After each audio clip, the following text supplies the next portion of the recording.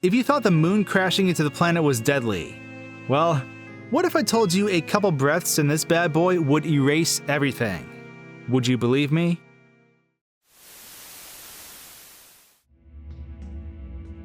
Way back when I first started YouTube, I covered a topic that terrified me from my childhood. The concept of ReDeads from the Zelda series being corpses or made of clay. The royal family tomb was something that absolutely terrified me as a kid. And even though things like this don't bother me today, I still remember that lingering feeling, a sense of dread. But discussing ReDeads and their origins are really only one of two compelling topics that surround this area.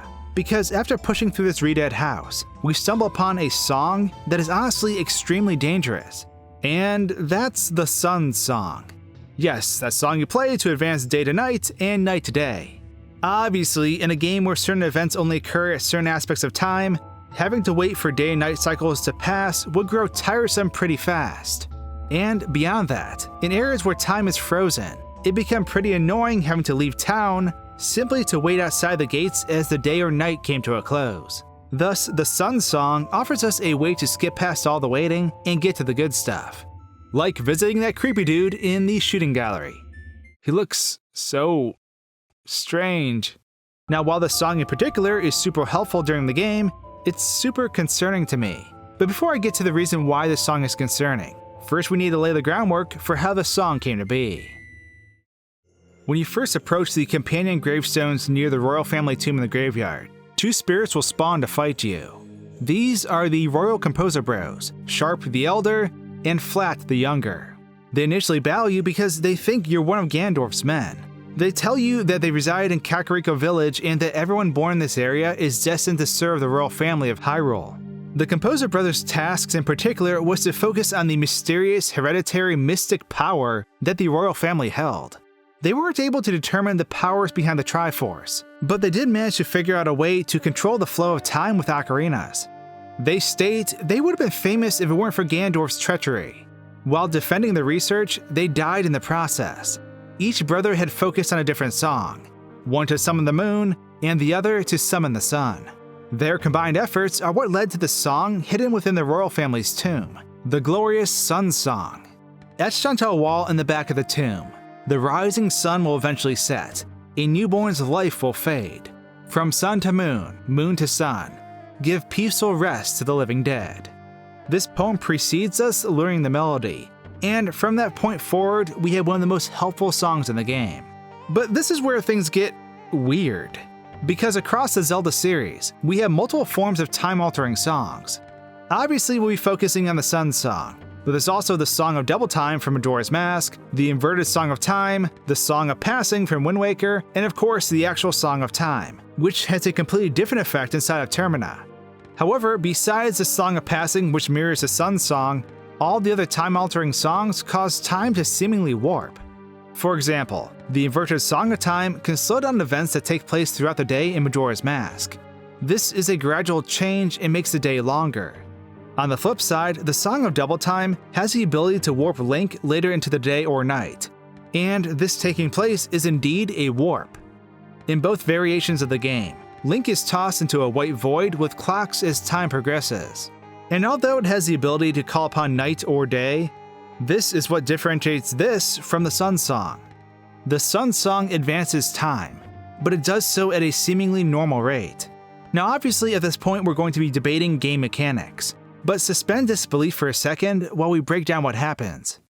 If you're out and about anywhere in the world of Ocarina of Time, minus instanced areas like towns, playing the Sun Song doesn't exactly change time itself. Everything in the map still maintains its normal flow. If the running man is darting down a hill, you could very well pass several days before he gets to the bottom. If time was truly being accelerated, the events and people around us should rightfully be affected, no? And a song that summons the sun and moon isn't clearly summoning them. It's not like playing a song is altering the movement of something 100 million miles away like the sun. The reality is, the Sun Song isn't really advancing time at a quicker rate. It's spinning the planet at a faster rate. So let's break this down for comparison. The day and night cycle in Ocarina of Time roughly takes 4 minutes, give or take a few seconds.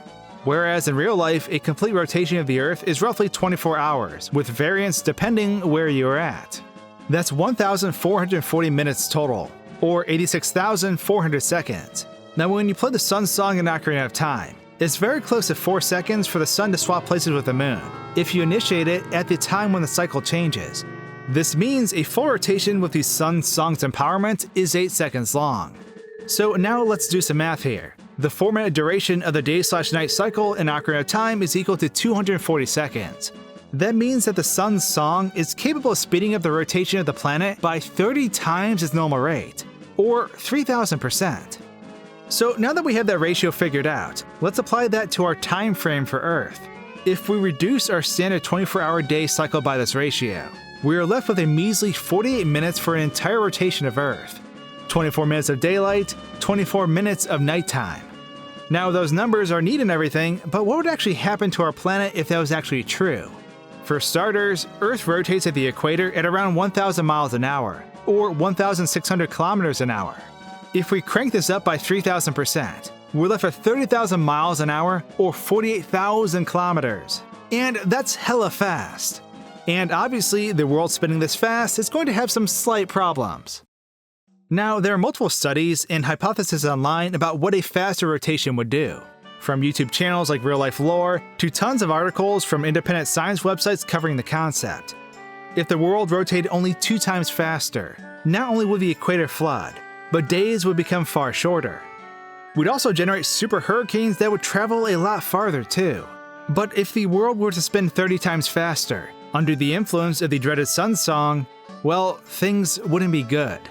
For one, we'd be flung into space. Everything would be ripped from the surface of the Earth. As NASA states, escape velocity is the speed at which an object must travel to break free of a planet or moon's gravitational force and enter orbit. A spacecraft leaving the surface of Earth, for example, needs to be going about 11 kilometers, 7 miles per second, or over 40,000 kilometers per hour, 25,000 miles per hour, to enter orbit. So just imagine everything around you becoming weightless as it's pulled from the surface and spits out into the stars. For one, we'd all immediately die. But there's also the fact that the Sun Song isn't a constant rate of speed. It speeds up immensely, and then immediately returns to its normal rotation once the moon and sun are in their correct orientation compared to the world.